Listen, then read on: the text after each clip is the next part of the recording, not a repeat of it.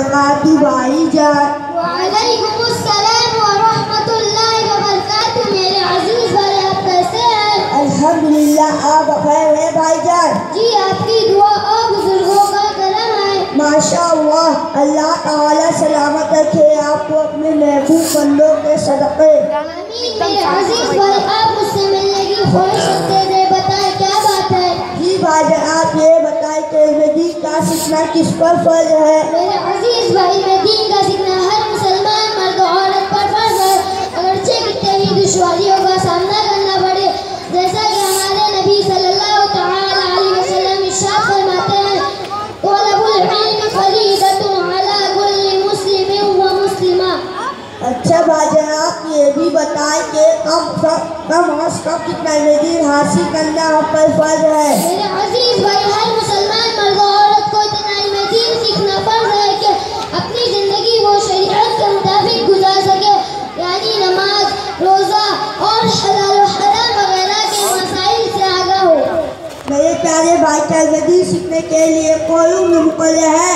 क्योंकि बहुत से हमारे भाई और बहन ऐसे हैं जिनकी उम्र हो गई और उनको दीन के बारे में कुछ मालूमात नहीं, और जब उससे कहा जाए तो कहते हैं अब हमारी उम्र हो गई। देखो मेरे भाई, इल्म हासिल करने के लिए कोई उम्र मुकर्रर नहीं। जैसा कि हमारे नबी सल्लल्लाहु तआला अलैहि वसल्लम इरशाद फरमाते हैं, उतलिबुल इल्म मिनल महदी इलल हद, यानी माँ के गोद से लेकर आखिर दम तक में दीन हासिल करते रहो। मैं अपने तमाम बुजुर्गों से गुजारिश करूँगा कि जहाँ आप दुनिया की तमाम चीज़ों को हासिल करने के लिए वक्त निकालते हैं, वहाँ कम अज़ कम उनमें दीन सीखने के लिए 1 घंटा ज़रूर निकालें, ताकि आप अपनी दीनों दुनिया बेहतर बना सके। अच्छा भाई, आप ये भी बताएं कि कुरान शरीफ किस तरह पढ़ना चाहिए?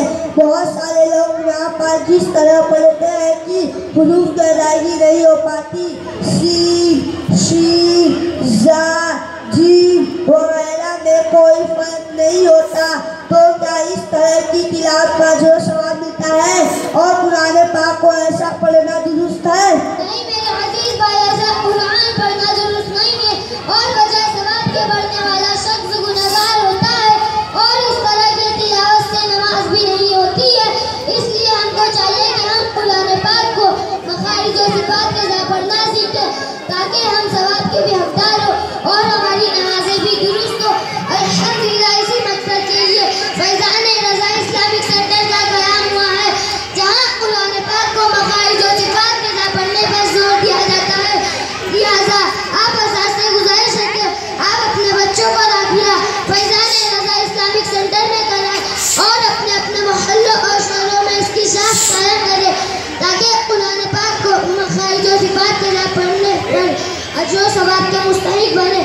और इसी तरह के कुरान पाक पढ़ने और पढ़ाने वालों के बारे में हमारे नबी सल्लल्लाहु तआला अलैहि वसल्लम इरशाद फरमाते हैं, खैरुकुम मन तअल्लमल कुरान व अल्लमा, यानी तुम में सबसे बेहतर वो शख्स है जो कुरान सीखे और सिखाए।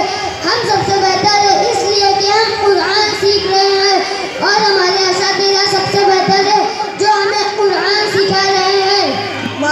माशाअल्लाह, बहुत अच्छा जवाब दिया आपने। अच्छा, जाते जाते एक चीज़ की और रहनुमाई कर दे। हमारे समाज से अक्सर लोगों का यह जवाब बन चुका है कि हमारे बच्चे कुरान पढ़ना जान जाए बस, अब वो कैसा पढ़ेंगे उससे मतलब नहीं। ऐसा सोच रखने वालों के बारे में कुछ बताएं। मेरे अजीज भाई, जो लोग ऐसी सोच रखते हैं तो उनकी ये सोच कुरान के ही बारे में क्यों, दुनियावी मामलात में क्यों नहीं? दुनियावी मामलात में तो हम ये सोचते हैं कि अच्छे से अच्छा हासिल किया जाए, वक्त कितना भी लग जाए, रुपया कितने भी खर्च हो जाए, उसकी परवाह नहीं। लेकिन जब बात आती है इल्म दीन सीखने की, कुरान पाक पढ़ने की, तो हम ये कहते हैं कि हज़रत इतने दिनों से मेरा बच्चा आगे नहीं बढ़ रहा है, हज़रत मदरसे की फीस बहुत ज़्यादा है, हालांकि मदरसे की फीस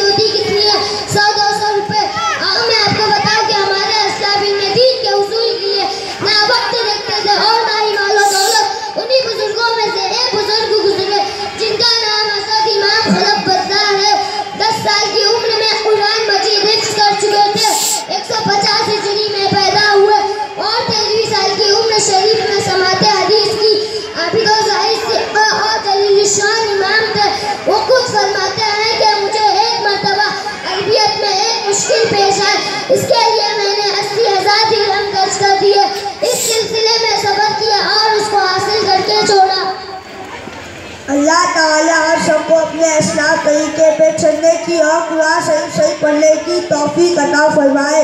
आमीन। अस्सलाम